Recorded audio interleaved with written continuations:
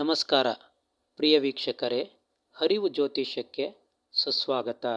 ಇಂದು ನಾನು ವಧು-ವರರ ವಿವಾಹ ಹೊಂದಾಣಿಕೆ ಭಾಗ 3ರಲ್ಲಿ 12 ಕೂಟಗಳ ಹೆಸರುಗಳು ಮತ್ತು ಆ ಕೂಟದ ಉದ್ದೇಶಗಳ ಬಗ್ಗೆ ತಿಳಿಸಿಕೊಡುತ್ತೇನೆ. ವೀಕ್ಷಕರೇ, ವಧು-ವರರು ವಿವಾಹವಾದ ನಂತರ ದೈಹಿಕ, ಮಾನಸಿಕ, ಸಾಂಸಾರಿಕ, ಆಧ್ಯಾತ್ಮಿಕ ಮತ್ತು ಕೌಟುಂಬಿಕವಾಗಿ ಬೆರೆಯುತ್ತಾರೆ. ಈ ಬೆರೆಯುವುದರಿಂದ ಉಂಟಾಗುವ ಪ್ರಭಾವಗಳನ್ನು ನಮ್ಮ ಋಷಿಮುನಿಗಳು 12 ವರ್ಗಗಳನ್ನಾಗಿ ವಿಂಗಡಿಸಿದ್ದಾರೆ. ಇದನ್ನೇ 12 ಕೂಟಗಳು ಎನ್ನುತ್ತಾರೆ. ಪ್ರತಿ ಕೂಟಕ್ಕೂ ನಿರ್ದಿಷ್ಟ ಅಂಕಗಳನ್ನು ಋಷಿಮುನಿಗಳು ಕೊಟ್ಟಿರುತ್ತಾರೆ. ಈ ಅಂಕಗಳನ್ನೇ ಗುಣಗಳು ಎಂದು ಕರೆಯುತ್ತಾರೆ. ಇಲ್ಲಿ ಪ್ರತಿ ಕೂಟವು ಹಲವು ಉದ್ದೇಶದಿಂದ ಕೂಡಿರುತ್ತದೆ. ಆದರೆ ಇಲ್ಲಿ ನಾನು ಬಹುಮುಖ್ಯವಾದ ಉದ್ದೇಶವನ್ನು ಮಾತ್ರ ಇಲ್ಲಿ ತಿಳಿಸುತ್ತೇನೆ. ಮೊದಲನೆಯದಾಗಿ, ದಂಪತಿಗಳ ದೈಹಿಕ ಆರೋಗ್ಯಕ್ಕಾಗಿ ದಿನಕೂಟ ನೋಡಲಾಗುತ್ತದೆ. ಇದಕ್ಕೆ 3 ಅಂಕಗಳನ್ನು ನಿಗದಿಸಿರುತ್ತಾರೆ. ಹಾಗೆಯೇ ಎರಡನೆಯದಾಗಿ, ದಂಪತಿಗಳ ಗುಣ ನಡವಳಿಕೆಗಾಗಿ ಗಣಕೂಟ ನೋಡಲಾಗುತ್ತದೆ. ಇದರ ನಿಗದಿತ ಅಂಕ 6 ಆಗಿರುತ್ತದೆ. ಹಾಗೆಯೇ ಮೂರನೆಯದು, ದಂಪತಿಗಳ ನಡುವಿನ ಬೆಸುಗೆಗಾಗಿ ಮಹೇಂದ್ರಕೂಟ ನೋಡುತ್ತಾರೆ. ಇದನ್ನು ಶುಭ ಅಶುಭ ಎಂದು ಲೆಕ್ಕಾಚಾರ ಮಾಡುತ್ತಾರೆ.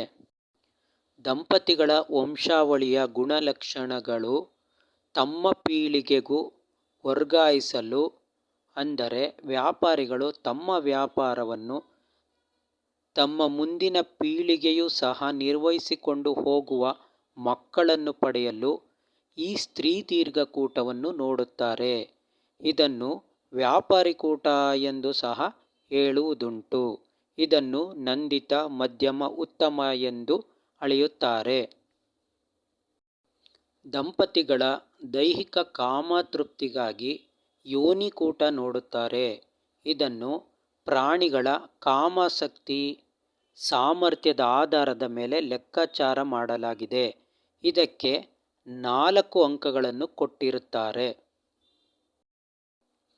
ದಂಪತಿಗಳಿಗೆ ಜನನವಾಗುವ ಮಕ್ಕಳು ಕುಲ ಗೌರವ ಕಾಪಾಡುವ ಅಥವಾ ವಂಶಗೌರವ ಕಾಪಾಡುವಂಥ ಮಕ್ಕಳು ಜನನವಾಗಲು ರಾಶಿಕೂಟವನ್ನು ನೋಡುತ್ತಾರೆ.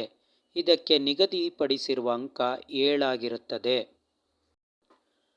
ದಂಪತಿಗಳಿಗೆ ಜನನವಾದ ಮಕ್ಕಳ ಮೇಲಿನ ಪ್ರೀತಿ, ಪ್ರೇಮ, ಹೊಂದಾಣಿಕೆ ಹುಟ್ಟಲು ಗ್ರಹಮೈತ್ರಿ ಕೂಟ ನೋಡುತ್ತಾರೆ. ಇದನ್ನು 5 ಅಂಕದಿಂದ ಅಳೆಯುತ್ತಾರೆ. ದಂಪತಿಗಳ ಮನಸ್ಸುಗಳು ಒಬ್ಬರಿಗೊಬ್ಬರು ವಶೀಕರಣವಾಗಲು ವಶ್ಯಕೂಟ ನೋಡುತ್ತಾರೆ. ಇದಕ್ಕೆ ನಿಗದಿಪಡಿಸಿರುವ ಅಂಕ 2 ಆಗಿರುತ್ತದೆ. ದಂಪತಿಗಳಿಗೆ ಮಕ್ಕಳಾಗಲು ದೈಹಿಕ ಅಂಗರಚನೆ ಸಾಮರ್ಥ್ಯಕ್ಕಾಗಿ ರಜ್ಜುಕೂಟ ನೋಡುತ್ತಾರೆ. ಇದನ್ನು ಶುಭ ಅಶುಭ ಎಂದು ಲೆಕ್ಕಾಚಾರ ಮಾಡುತ್ತಾರೆ.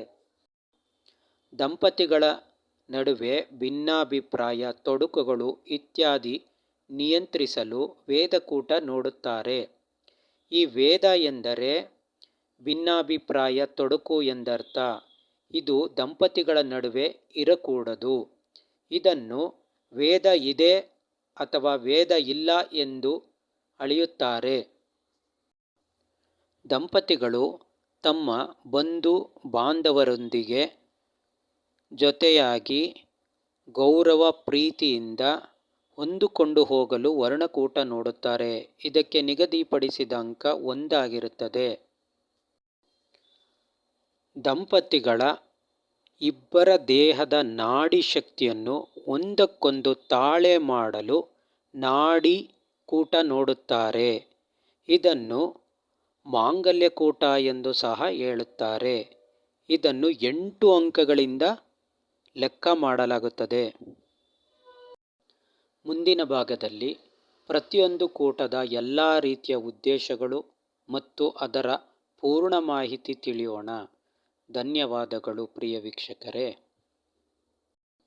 ಧನ್ಯವಾದ ವೀಕ್ಷಕರೇ. ನಮ್ಮ ಚಾನಲ್ಗೆ ಸಬ್ಸ್ಕ್ರೈಬ್ ಮಾಡಿ. ನಾನು ಹಾಕುವ ವಿಡಿಯೋಗಳನ್ನು ಮೊದಲೇ ನೋಡಲು ಬೆಲ್ ಬಟನ್ ಒತ್ತಿರಿ. ನಮಸ್ಕಾರ.